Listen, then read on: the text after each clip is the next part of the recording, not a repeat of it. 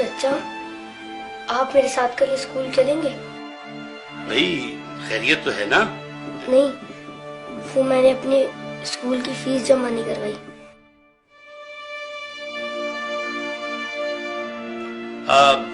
بیٹا تم کیا کرو گے اسکول پڑھ کے؟ دیکھو تم میرے ساتھ دکان پر آ جانا، میرے پاس 2 ملازم ہیں، جب تمہارے کام سمجھ میں آ جائے گا تو ایک کی چھٹی کرا دوں گا۔ تم لوگ دھیان سے پڑھو، ٹیچر کے آنے سے پہلے اپنا ہوم ورک مکمل کر لو۔ اچھا چچا میں چلتا ہوں۔ ارے نہیں بھائی، کھانا کھا کے جانا۔ ہائے ابھی ہمارا کھانا تیار نہیں ہوا۔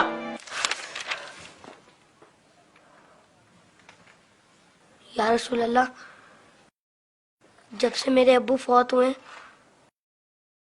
مجھے کسی نے پیار نہیں کیا۔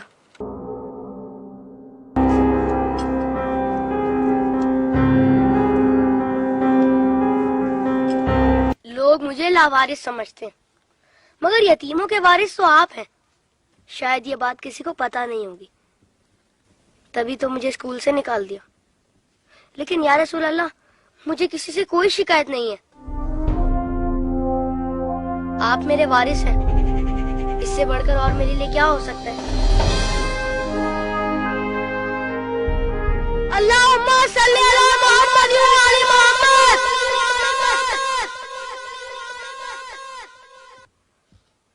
اپنی ولادت کے موقع پر میرا یہ درود شریف قبول فرمائیے۔ سنا ہے آپ اپنے نوازوں سے بہت پیار کیا کرتے تھے۔ امام حسن علیہ السلام اور امام حسین علیہ السلام کو کندھوں پر بٹھا کر سیر کرایا کرتے تھے۔ آپ امام حسین علیہ السلام کے گلے کے بوسے لیا کرتے تھے اور روتے تھے۔ آپ کو پہلے سے علم تھا نا کہ امام حسین علیہ السلام کے گلے کو کاٹا جائے گا؟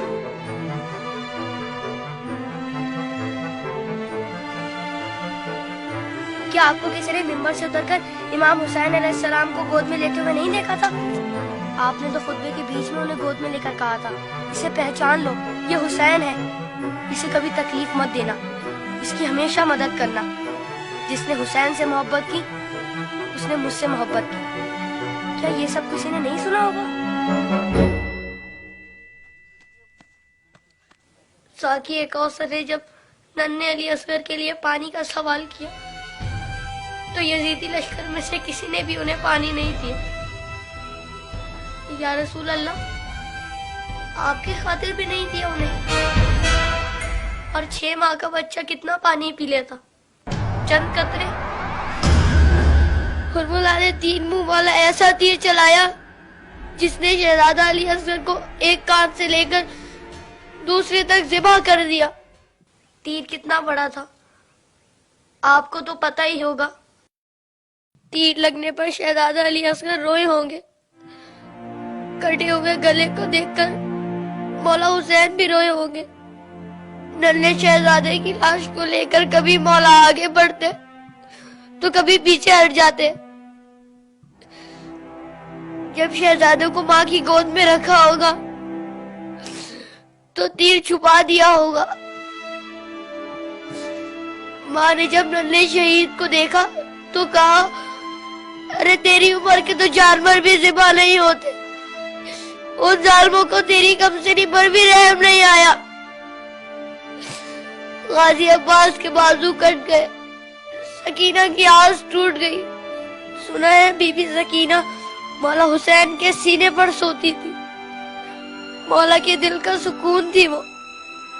شاید اسی لیے امام حسین نے اپنی شہادت سے پہلے زمین کربلا سے کانٹے چن لیے۔ میرے بات کہیں میری بیٹی کے پاؤں میں کانٹے نہ چبھ جائے۔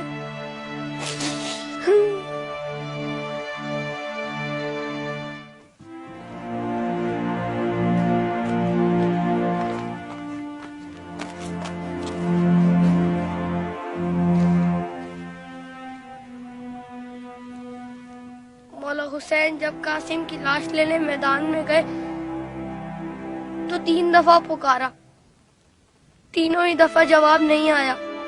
پھر فرمایا، امام ہو کر حکم دیتا ہوں، بتاؤ کہاں ہو تم؟ تو مشرق سے آواز آئی چچا، مغرب سے آواز آئی چچا، چاروں طرف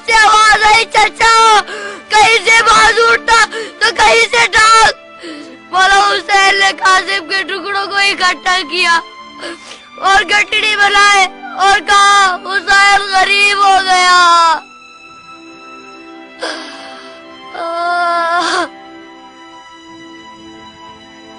यजीद की फौज में किसी को पता तो होगा या किसी ने बताया तो होगा कि जिन लोगों को तुम मार रहे हो वो नवासा रसूल है। मौला हुसैन ने बुलंद आवाज में कहा था, मैं नवासा रसूल हूँ, कोई मेरी मदद करने वाला है? ये सुनकर यजीदी फौज में से हर किसी ने उनकी मदद तो की होगी। सुना है यजीदी फौज ने इमाम हुसैन को शहीद करने से पहले नमाज पढ़ी थी, अजान भी दी होगी। क्या अजान में आपका नाम नहीं सुना होगा? तो फिर आप ही के नवासे को इतनी बेदर्दी से शहीद कैसे किया? शहीद करने के बाद पहचाना नहीं होगा, वरना लाशों पर इस तरह घोड़े ना दौड़ाते।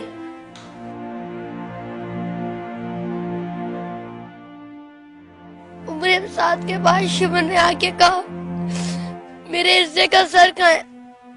हुसैन को कत्ल तो मैंने किया था, तूने वो सर कोली को दे दिया। उमर साथ ने कहा, मैंने तेरे लिए भी एक सर रखा हुआ है।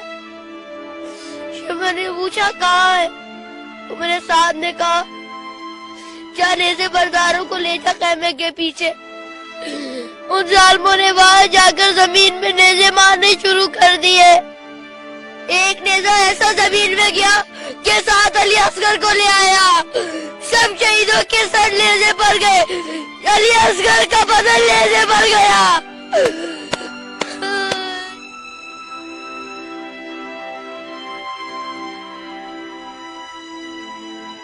उन जालिमों ने जब बीबियों को नंगे सर बाजारों में फिराया तो इमाम हुसैन के सर ने तिलावत शुरू कर दी, जैसे कह रहे हो, ऐ लोगों, बीबियों की तरफ मत देखो, ये देखो कि एक कटा हुआ सर कुरान की तिलावत कर रहा है।